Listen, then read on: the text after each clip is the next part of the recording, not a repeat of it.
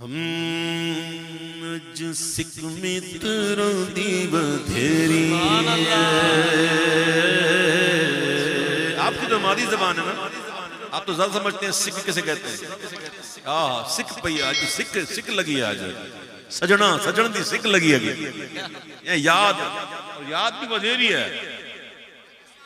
پیر صاحب کہتے ہیں آج سکھ متروں دی بدھیری کیوں اداس گھنیری کیوں دلڑی اداس گھنیری لو لو وچ شوق چنگیری لو لو وچ شوق چنگیری اج نینا لایا کیوں جھڑیاں اج نینا لایا کیوں جھڑیاں اج نینا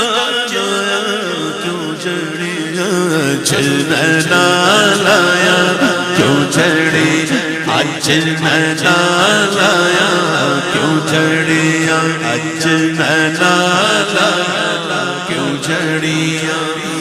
چند بدر شانی مکھ چند بدر شانی متھے چمکے لاٹ نورانی متھے چمکے لاٹ نورانی متھے چمکے لاٹ نورانی کالی زلف تے اکھ مستانی کالی زلف تے اکھ مستانی کالی زلف تے کالی زلف تے کالی زلف تے کالی کالی کالی کالی کالی زلف تے اکھ مستانی مخمور آنکھیں مد بھریاں اج نینا لایا کیوں جھڑیاں اج نینا لایا کیوں جھڑی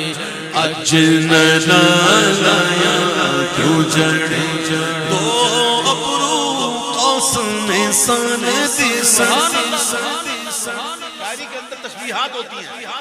حضور کے مبارک ابرو ایسے لگتا ہے جیسے کمان، اور میرے آقا کی جو مشگان ہے مشگان پلکیں یہ دراز پلکیں تھی حضور کی، تو ایسے لگتا تھا جیسے کمان کے اندر تیر ہے.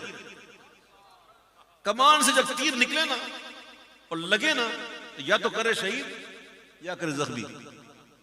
پیر صاحب کہتے ہیں حضور کے مبارک حلیہ شریف کا ذکر کرتے ہوئے کہتے ہیں کہ ایسے لگتا ہے کہ دو ابرو قوس مثال دیس جیتی نوک میزاد تیر چھوٹن جیتی نوک میزاد تیر چھوٹن جیتی نوک میزاد تیر چھوٹن لپا سرخا کھا کے لالیاں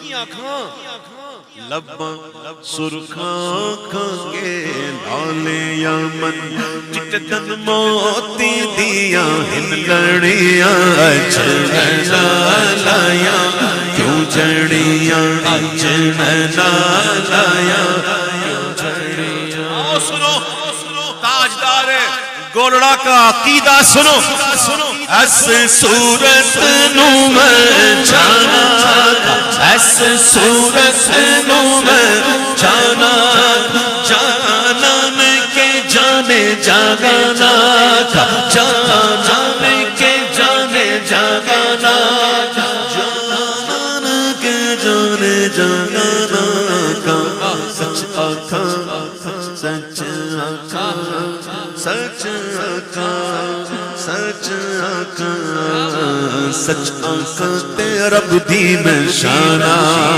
سچ آقا تے رب دی نشانہ جس شان کو شانہ سب بڑھیا اج نینا لایا کیوں جھڑی. پیدا ہو گئے دنیا میں آ گئے اب مرنا بھی ہے. کورونا سے ڈرنے والوں کورونا سے کیا ڈرتے ہو؟ اللہ سے ڈرو نا. کورونا سے کیا ڈرتے؟ جس کو کورونا نہیں ہوتا وہ نہیں مرتا کیا؟ جو آج سے پہلے جو مرے تھے جتنے وہ کہ کروڑا میں مرے تھے، اللہ تعالیٰ محفوظ رکھے. حفاظت کریں، اسباب اختیار کریں، لیکن ڈرے نہ، اللہ کی ذات پر یقین رکھیں اور توکل کریں اور اس کی بارگاہ سے مدد مانگیں، اللہ تعالیٰ ضرور کرم کرے گا۔ یہ تو وقت ہے قریب ہونے کا، ٹھیک ہے؟ تو پیدا ہو گئے ہیں تو مرنا بھی ہے، ہن فرار ممکن نہیں جی، مرنا تو ہے نا، اور مرنا آسان ہوتا تو کیا تھا؟ اگر مرنا آسان ہوتا تو کیا تھا؟ مرنا تو آسان ہے، پڑھو تو ہی ذرا حدیثیں پڑھو نا، واقعات تو پڑھو، موت کے وقت، جان کنی کے وقت تکلیف کیا ہوتی ہے، روح کیسے نکلتی ہے۔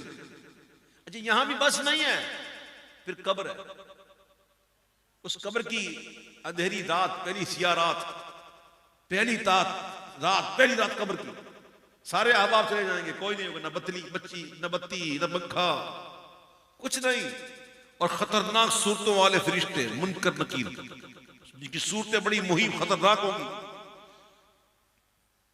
پھر اس کے بعد بھی بس نہیں نا، قبر کے بعد پھر محشر، 50,000 سال کا ایک دن، پھر وہاں پہ بھی پل صراط، بال سے زیادہ باریک، تلوار کی دھار سے زیادہ تیز، اور ہے بھی جہنم کے اوپر۔ یہ سب واقعی ہے، بھی پتہ نہیں کتنی منزلوں سے گزرنا۔ پیر صاحب نے کی پتے کی بات، ٹھیک ہے، لیکن تو ان کا ہو جا، تو ان کا ہو جا۔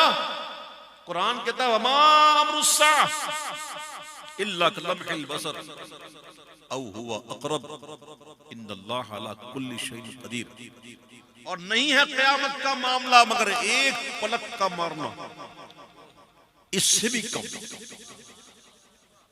50,000 سال دن کا ہوگا، لیکن ہر ایک کے لیے نہیں۔ کچھ لوگوں کے لیے تو ایسا ہے پلک، جب بندہ مارتا پلک، ایک خفیف سا سیکنڈ بھی نہیں، ایک خفیف سا وقت ہوتا ہے جس میں بندہ کوئی نظارہ منقطع ہوتا ہے۔ قرآن کہتا ہے وما امر الساعۃ الا کلمح البصر، نہیں ہے قیامت کا معاملہ مگر ایک پلک کا معاملہ، او ہوا اقرب، کہ اس سے بھی کم۔ ہم کہتے ہیں کیسے؟ ان اللہ علی کل شیء قدیر، اللہ ہر جگہ پہ قادر ہے۔ یہ کس کے لیے ہے؟ جو حضور کا ہے۔ پیر صاحب کہتے ہیں ٹھیک ہے، مرنا بھی ہے، قبر بھی ہے، حشر بھی ہے، پل صراط بھی ہے، لیکن ہمارے پاس بھی تو ہے نا کیا؟ اے صورت شالا پیش نظر، اے صورت شالا پیش نظر، رب وقت نزات روز حشر، رب وقت نزات روز حشر، رب وقت نزات روز حشر، قبر تے پلتی جد ہو سی گزر، وچ قبر تے پل تھی جد ہو سی گزر، او سب کھوٹیاں تھی سن صد کھڑیاں اچھا مجھے کہا گیا واقعہ سناتے ہوئے عرض کروں، پیر صاحب پہنچے اپنے نانا جان کے حضور، سادات کی کیا بات، عرض کرتے ہیں حضور خواب میں تو جلوہ دکھا دیا، اب جلوہ بہت یاد آ رہا، حضور اب بیداری میں بھی دکھائیے نا، حضور آئیے نا۔ حجرے تھی مسجد آؤ اڑاؤ نا سرکار، حجرے تھی مسجد آؤ ڈھولن، نوری جھات دے کارن سارے سکن، نوری جھات دے کارن سارے سکن، دو جگ اکھیاں راداں فرش کرن، سب انسو ملک نورا پریاں اجنلا لایا کیوں چھڑی۔ مبارکہ کیسی ہے؟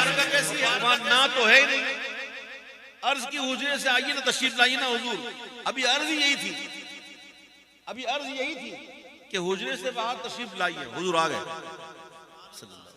لیکن آئے اس شان سے بھائیوں کہ ابھی چہرہ زیبا دکھایا نہیں، اور چہرہ پاک پر برد یمانی چادر، یمنی چادر رکھی ہوئی.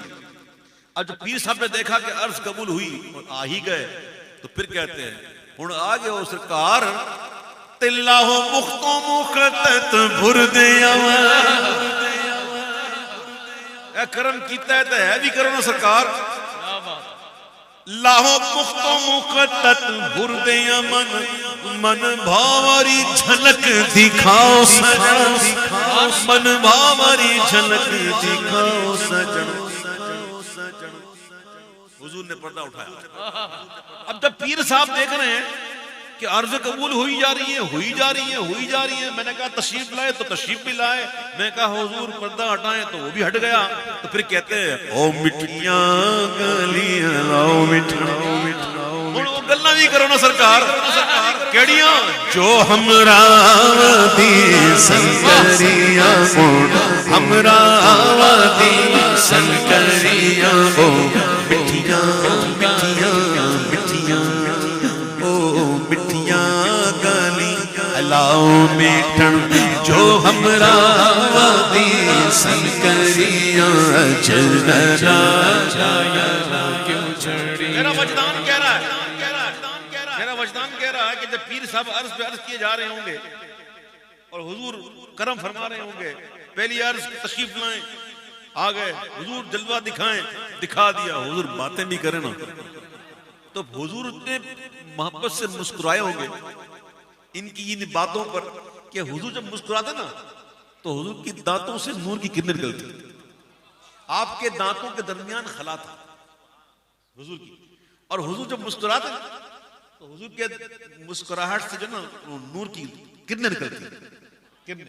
اور حضور اپنے شہزادے کی فرمائشیں سن سن کر بڑے خوش ہو رہے ہوں گے, اور حضور نے مسکرا کر دیکھا ہوگا نا تو پیر صاحب نے دیکھ کر کہا ہوگا سبحان اللہ اجمل کا سبحان اللہ اجمل ما احسن کما اکمل کما احسن کما اکمل ما احسن کما اکمل کما. کتھے مہر علی کتھے تیری سنا کتھے مہر علی کتھے تیری سنا گستاخ آنکھی کتھے جاڑیاں اجنلا لایا اجنلا لایا کیوں جڑی اجنلا اجنلا اجنلا لایا کیوں جڑی اجنلا لایا